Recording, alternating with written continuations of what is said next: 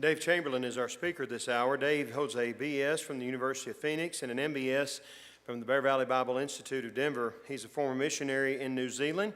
He was a preacher in North Dakota and Colorado, and he's been an instructor at Bear Valley since 1977. I was 3 years old when he began working here. He currently serves as one of the shepherds of the Bear Valley Church of Christ. And I say that not to in any way cast a funny light necessarily on Dave, but to show the many years, a lifetime of service that he's given to this Bible Institute. And I appreciate him so very much for not only what he's meant to me, but so many individuals that have come through here. Dave has a way of intertwining God's Word with history. He has a way of making it interesting and at the same time so deep that you can't help but walk away feeling so much more closer to God, closer to His people, and closer to what He wants you to be. I have developed a love for the Old Testament in large part because of Dave Chamberlin, not to mention a love for reading and blueberries, which I found out. I asked him one day, how did he stay so sharp? And he said, I eat blueberries and I read. So I started eating blueberries and reading. And I love Dave so very much. He's one of the finest shepherds I've ever served under. And one of the things that endears me to him so much is I can't tell you how many times in the office that Dave would just walk up and say, you know I love you. And that's important for us to tell each other, and especially coming from a shepherd and a teacher and a man that has been a mentor and a role model to me for so many years. So I'm looking forward to our time together. Dave, come preach the Word. Preach the Word.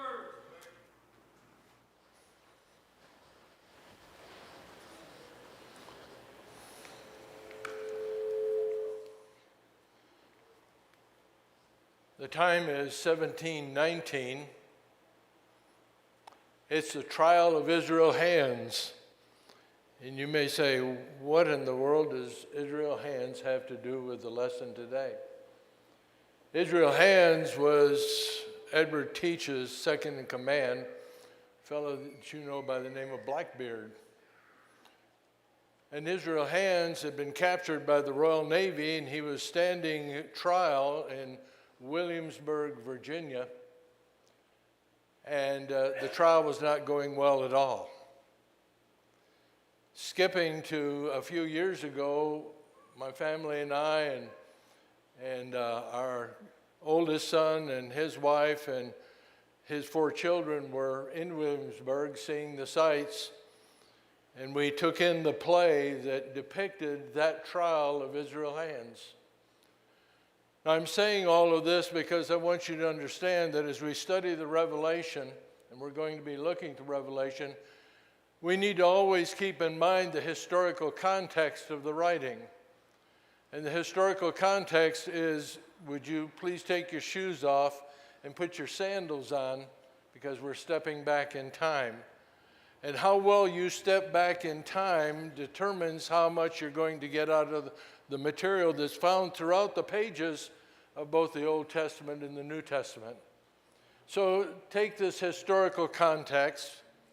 We're sitting, my son and I and our 2 wives, are sitting on the same bench that the Governor General, who is a reenactor, is sitting. Everybody's in costume. We're not in costume, but we're sitting there with the Governor General, and the trial's going on, and he is with the powdered wig and all the trappings of a Governor General, a British Governor General of that particular time by name, and these were real people at one time. And as we're coming to the verdict, we're asked to vote in the verdict, and the verdict is guilty. And all of a sudden, a young teenage woman out in the audience, one of the people who had paid money to come into the place, said, "That's not fair." I believe she was caught up in the historical context. What do you think? And the Governor General, the reenactor, didn't even bat an eyelash. And she said, "This is not fair.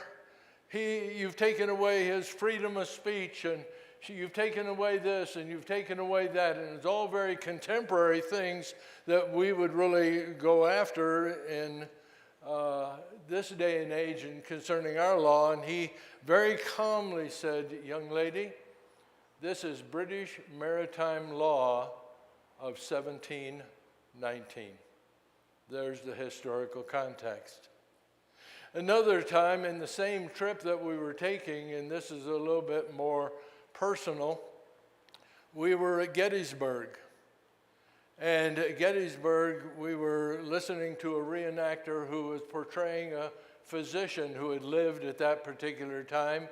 And he was going on, we were sitting in a circle, and we were sitting there listening to his relating the difficulties of medicine during that particular time. And this would have been a Gettysburg battle that took place July 1st, 2nd, and 3rd of 1863.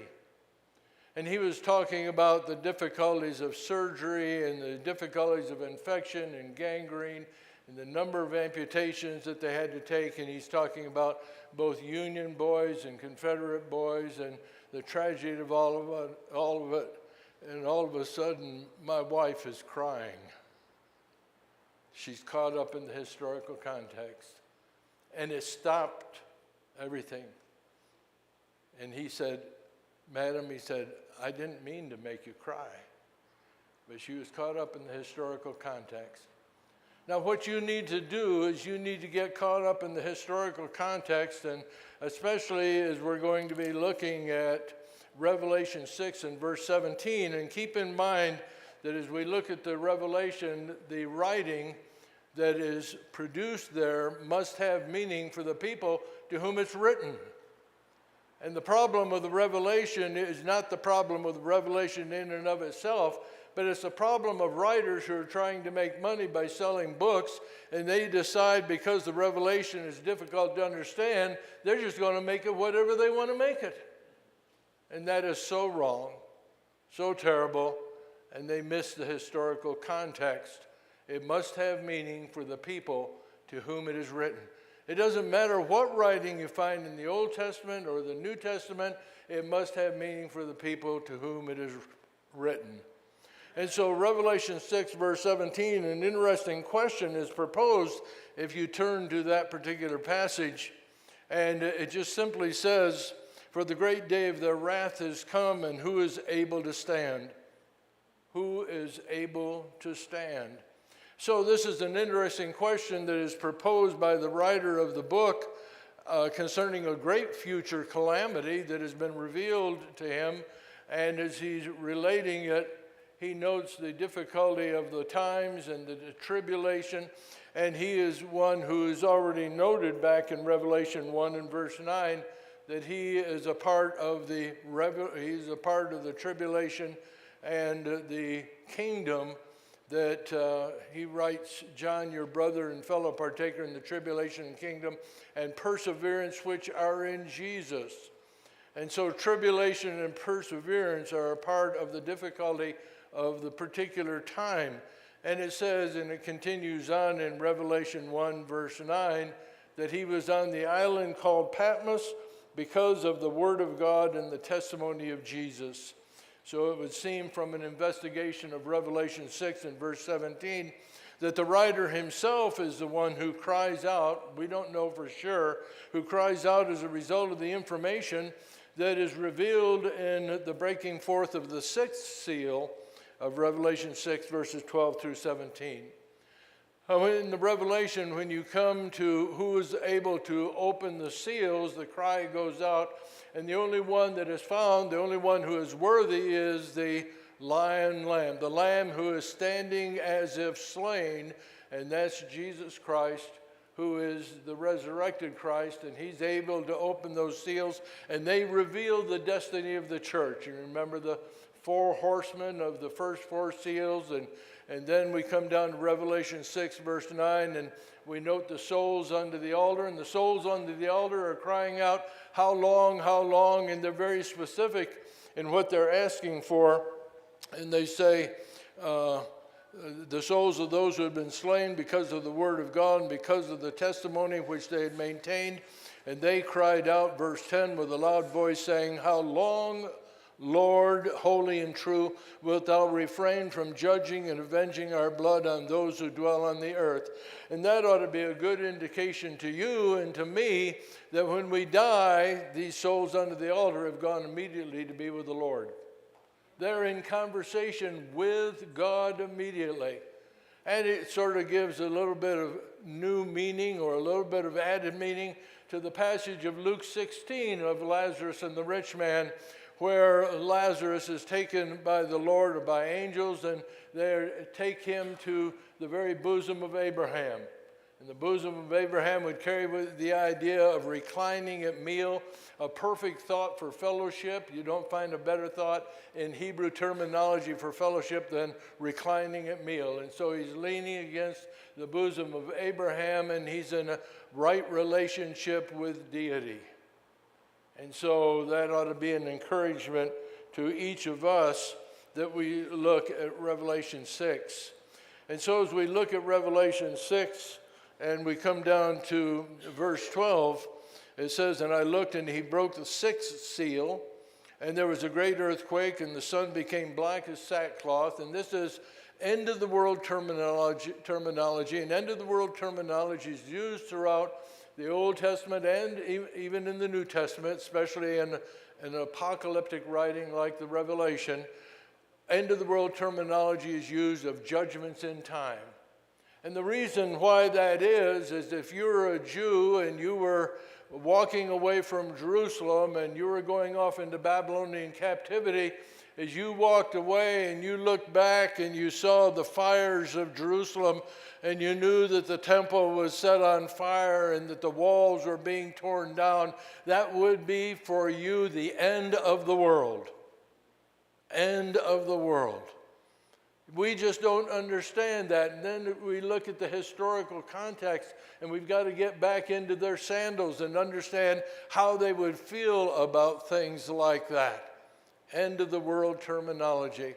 And so we see end of the world terminology found in the Revelation, but it's not necessarily taken literally as end of the world. It is a destructive moment in time, and it's very vivid, and keeping in mind that within the Jewish community that they are not thinking primarily in the abstract and any of their grammatical construction, but they're thinking in the concrete. And so it's what we visualize, what we see, what we smell, what we taste, what we touch.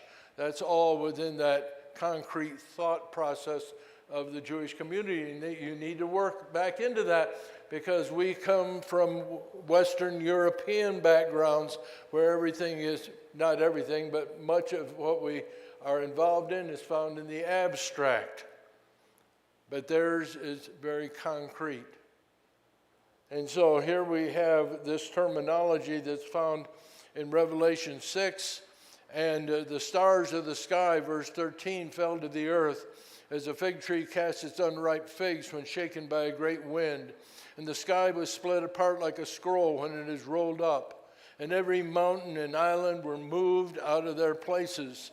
And the kings of the earth and the great men, the commanders and the rich. And this is all people who have not obeyed the Lord, who are in a wrong relationship with the Lord.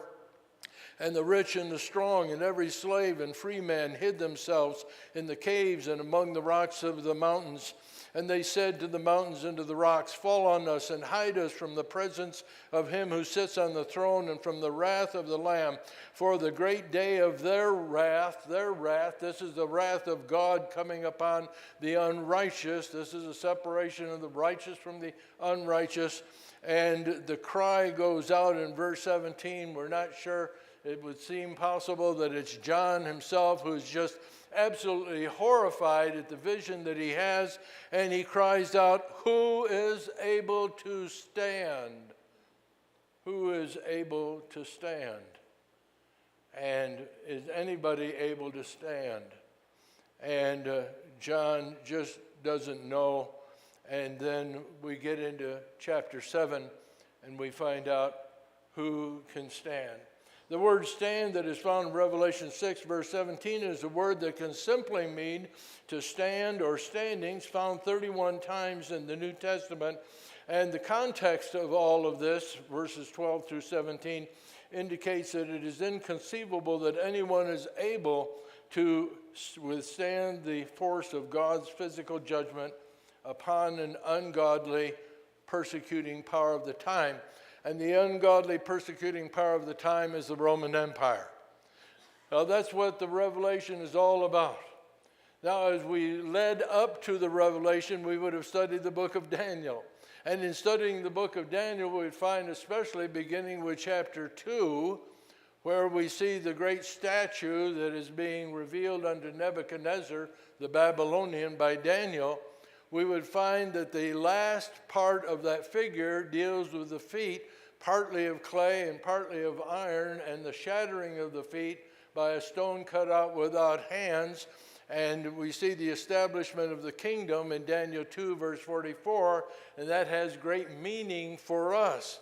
But it also notes that the feet that are shattered, really, that's the Roman Empire. And you'll note within Daniel, the 2nd chapter, that there's more written about that empire in that section than the other verses that are found in that particular chapter. It talks about the head of gold being Nebuchadnezzar, being the Babylonians, and then we get into the Persians, then we get into the Greeks. We hardly have a single verse concerning the Greeks, you know. Daniel talks about the Greeks later on in chapter 11, but here early on, it's the Romans.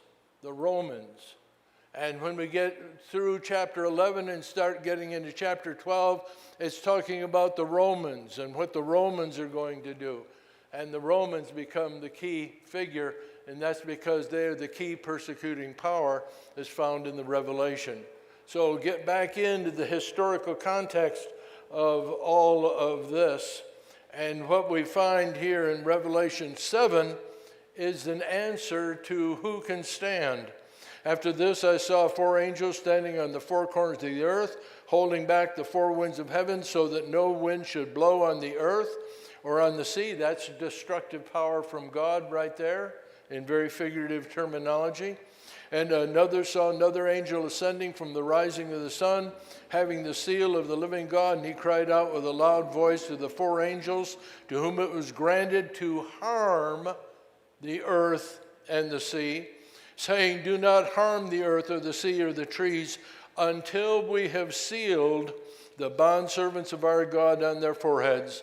And I heard the number of those who were sealed, 144,000, sealed from every tribe of the sons of Israel. And then it goes on and notes those tribes, and those tribes are a little bit different than we would find in the tribal dispersion noted within the Old Testament, and that's because we're talking about individuals within the context of this letter to the 7 churches of Asia and the persecution by the Roman Empire, and we're looking at a time when they're going to be taken care of, and they are identified figuratively within that tribal notation. And so the same thing is found in Ezekiel 9. If you turn over to Ezekiel 9 just very quickly, you can see that.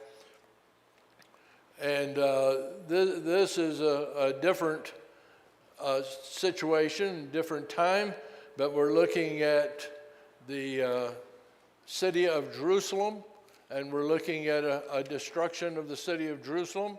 And so in Ezekiel 9, verses 1 through 11, where the judgment of Jerusalem is taking place, and Judah and Jerusalem are about to go off into Babylonian captivity in the 606, 586 BC time period.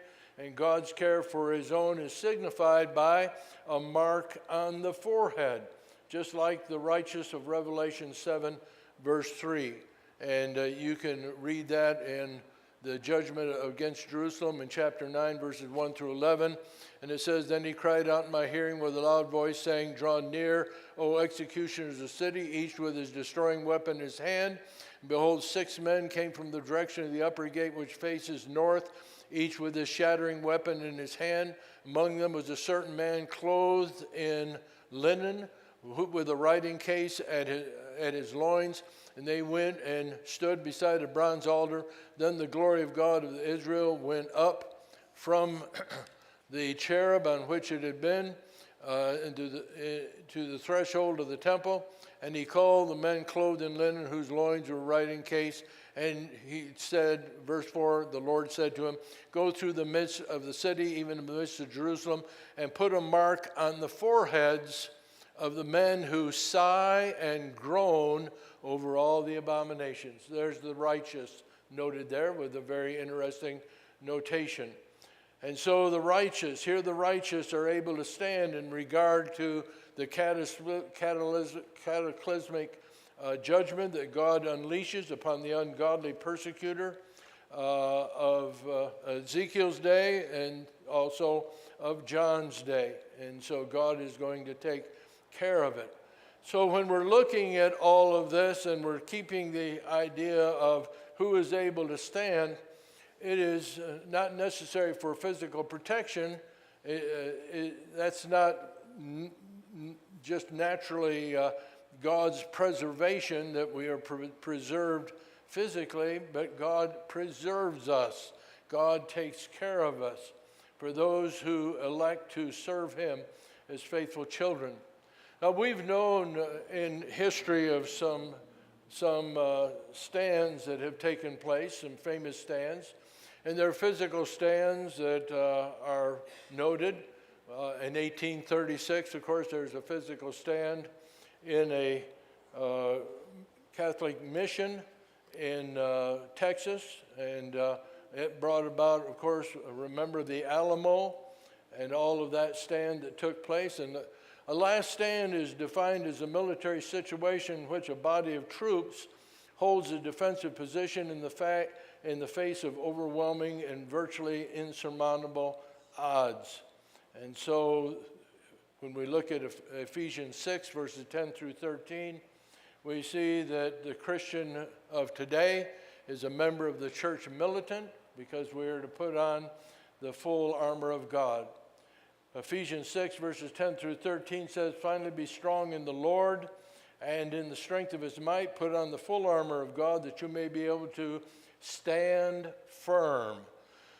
It's interesting, a number of years ago, I was talking to an older member of the church, and he was just talking about different things. And he said, I've gotten to the point now, he said, really, I don't believe that I wear any of the armor of God. And I thought to myself, oh my, that's a terrible thought. Because that armor is armor that we need to put on as children of God and constantly wear even more often than the average legionary and the time of the revelation would be wearing his armor. At least at night he got to take his armor off and to store it in position ready to put on the next day if it was needed. But we need to wear our armor all the time, that you may be able to stand firm against the schemes of the devil.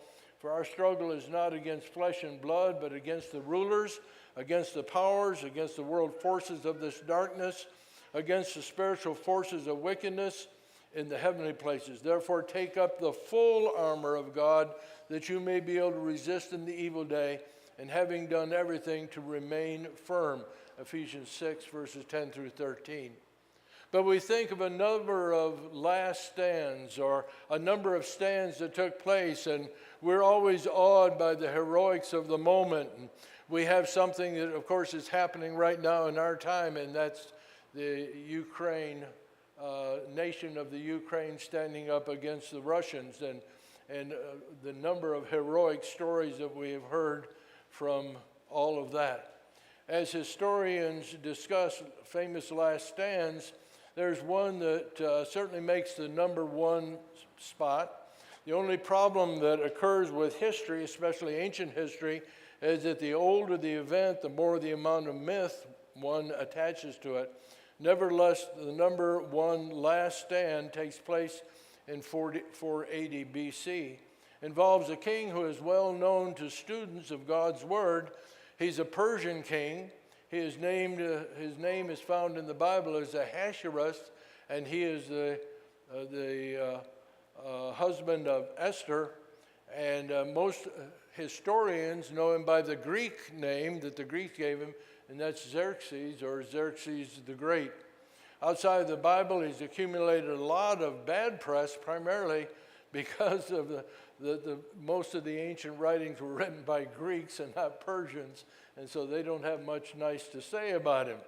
But Xerxes, having picked up the gauntlet, began by his father Darius the Great, who had been thoroughly beaten at the Battle of Marathon in 490 BC, decided this was the moment in 480 BC to teach those upstart Greeks a lesson in Persian military might.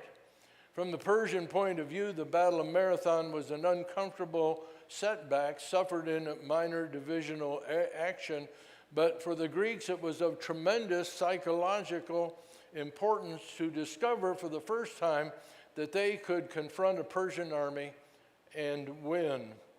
Xerxes clearly intended the subjugation of the whole of Greece, if possible, for he had committed an enormous number of troops, made extreme preparations, including an agreement with the Carthaginians, who were to pin down the western Greeks of Sicily, while Xerxes attacked from the east. The exact number of Persian troops assessed for the invasion by Xerxes is unknown. The primary source of information comes to us from the writings of Herodotus, but more examination or more recent examination of evidence considers the number to stand somewhere around 150,000 fighting men. The ancient numbers indicated by Herodotus topped out at over 2 million warriors, but even the lower figure would create certain supply problems for the Persians, especially if the Greeks organized a scorched earth policy. It is known that the practice of transporting horses for Persian cavalry was moved by ship. This was before the invention of the horseshoe, so you had to be careful of your horses. And so the infantry got to march all the way to Greece, but the horses were carried in sort of a luxurious fashion on ships. And I can imagine the infantry not being too thrilled about that. So by the spring of 480 BC, this huge army had crossed the Hellespont, where it was joined by the fleet, was making its way in 3 separate columns towards Thessaly, preceded by alarming rumors that it was drinking the rivers dry. That was the rumor that had gone out, so everybody's really scared about that. All of this movement by Xerxes and his large and seemingly cumbersome army would eventually bring the Greek and Persian fleets together at the Battle of Salamis on September the 22nd of 480 BC. Leading up to that final Greek victory, a number of defeats would take place. The stand that we're talking about is noted right here. To block the Persian advance, a small force of Greeks blocked the pass of Thermopylae, while an Athenian-dominated allied navy engaged the Persian fleet in the nearby straits of Artemisium. In the resulting Battle of Thermopylae, the rear guard of the Greek force was annihilated, while in the Battle of Artemisium, the Greeks suffered heavy losses, retreated after the loss of Thermopylae. This allowed the Persian conqueror to conquer certain areas in the Grecian Empire, and the Allies prepared to defend the Isthmus of Corinth while the fleet was withdrawn to a nearby island. The Battle of Thermopylae was a Persian victory, but because of its last stand category, it was a great morale booster for the outnumbered and sometimes defeated Greek military leaders of the time. It would seem to the casual reader of the Greek history of the time that much time was lost in discussion and argumentation in Athens, while the average Greek hoplite, that's the word for a Greek soldier of the time, was shedding his blood and holding back a huge Persian army bent upon Greek destruction. Battle of Thermopylae was a narrow pass defended by 7,000 Greeks, including 300 Spartans. And the 300 Spartans received the best press coverage, and everybody remembers 300 Spartans, but they don't remember the other few thousand Greeks that were also there fighting at the same time. It was a 3-day conflict, held up the Persian force from meeting its original plan of movement in Greece. Both the Persian and Greek fleets were engaged in the Battle of Artemisium, while the Persian army was attempting to break through the Greek defenders at Thermopylae. The past is noted in the lesson. I'm not going to go into all that detail.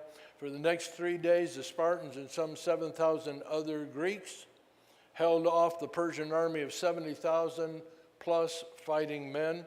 By the end of the third day, a Greek trader who was a shepherd revealed to the Persians a goat trail that would allow the Persians to attack the Greeks on 2 fronts. The last stand at Thermopylae was finished in a Persian victory, but at a cost of 20,000 Persian lives. So that's one of the stands that we talk about, and we think about in human terms, the individual standing up against almost unassailable odds, and how in the world would we be able to stand up against God's destruction that is noted over here again as we go back to Revelation 6 and verse 17, who is able to stand? Now we've already seen in chapter 7 that God knows those who are his, and he knows each one of us intimately, and he knew those Christians of that time who were being persecuted by the Roman Empire, and he takes care of them, because being marked, as we saw back in Ezekiel, or being noted as being numbered among the 144,000, that 144,000 is a figurative number. It's a combination of 10 times 10 times 10, which is the absolute complete number. 10 is a complete number. 5 is a complete number in Hebrew numerology. And a 12, which is God's organized religion number, times 12 gives you 144.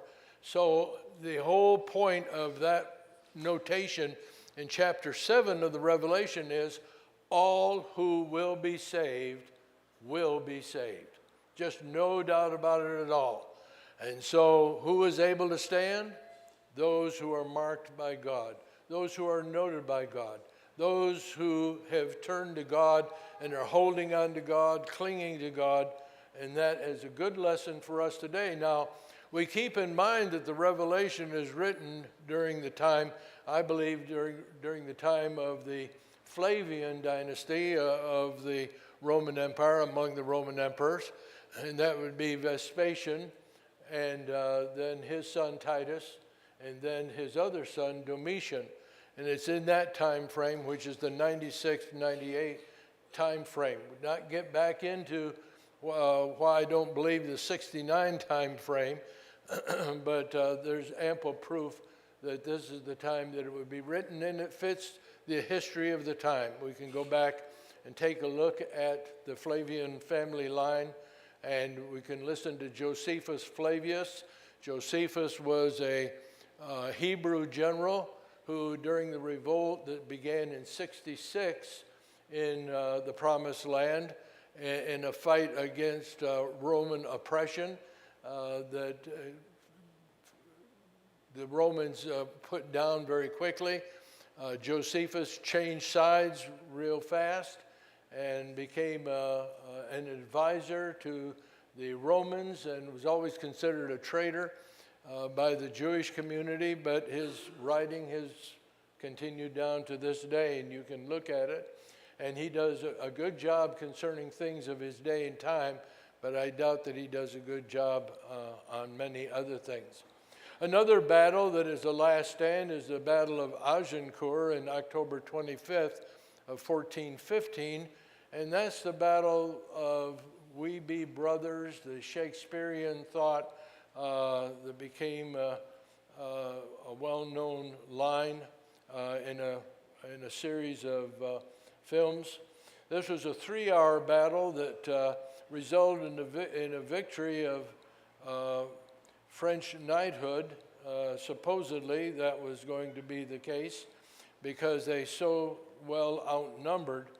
The weary, light-armed British army was heading for the port of Calais and then home. The French nobility of the time, consisting of 14,000 to 15,000 armored knights, stood in their way in a blocking formation.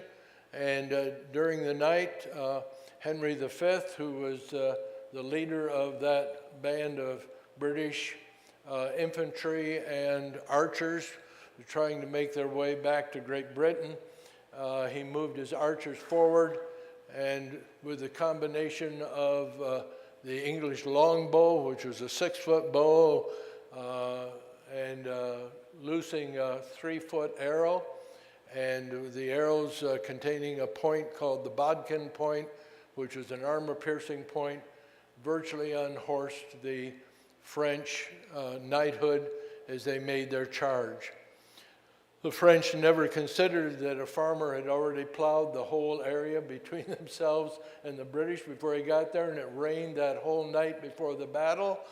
And so when the armored knights came out and they dropped their visors over their eyes on their helmets, and they charged right into a pool of mud, and the mud splattered up, covered their visors, they couldn't see. And then the first few volleys of the English longbow arrows unhorsed nearly all of them, and once they were unhorsed, English pikemen came by, kicked their visors open, and dispatched all of the flower of French knighthood at that time, and that became very much a victory for the British and a very psychological victory for the British. And as I've noted for you before, one of the other ones, of course, was the Battle of the Alamo, and of course, if you're from Texas, you learn in Texas history what that's all about in 1836.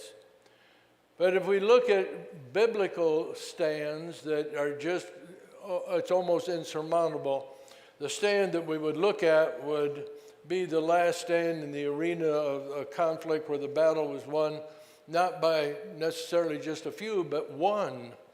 And this would be the battle that was seen between David and Goliath.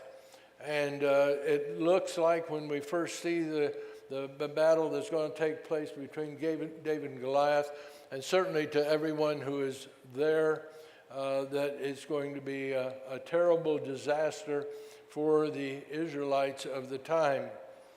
Goliath has been the champion for the Philistine side, but no one on the other side has answered the challenge. The very size of Goliath, you remember, is awesome by even standards of today. In a time when the average man, the average Mediterranean man, would only stand to be about 5'3", Goliath, who is some 9 feet tall, and against an average Israelite at 5'3", who would weigh somewhere around 130 to 140 pounds, this heavy infantryman, Philistine, must have looked insurmountable. Incredible size of 9 foot tall, probably weighing 500 pounds. He is professional. He is a professional heavy infantryman, clad in 200 pounds of scale armor with a spear, having an iron head weighing 25 pounds. He is awesome.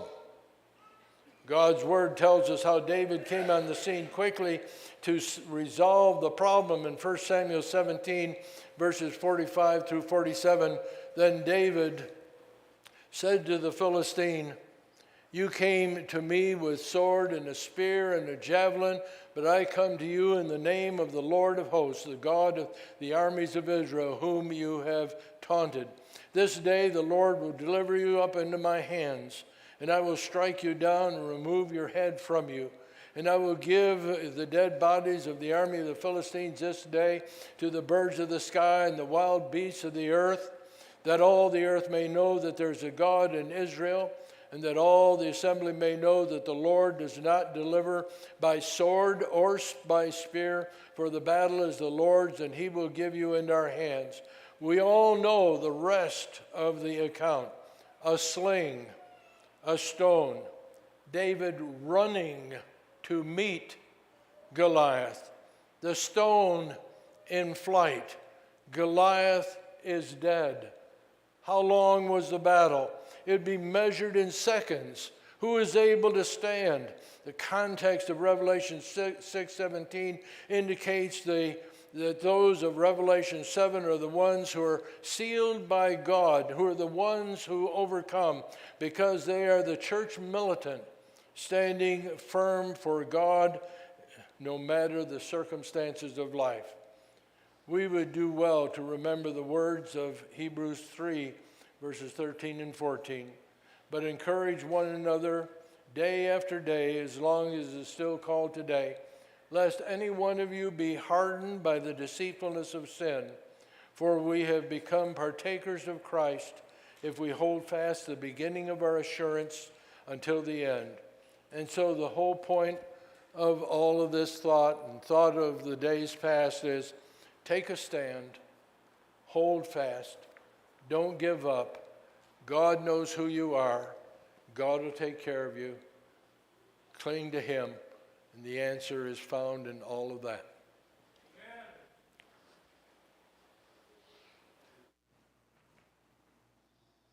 I always appreciated during Dave's classes whenever he would be talking about God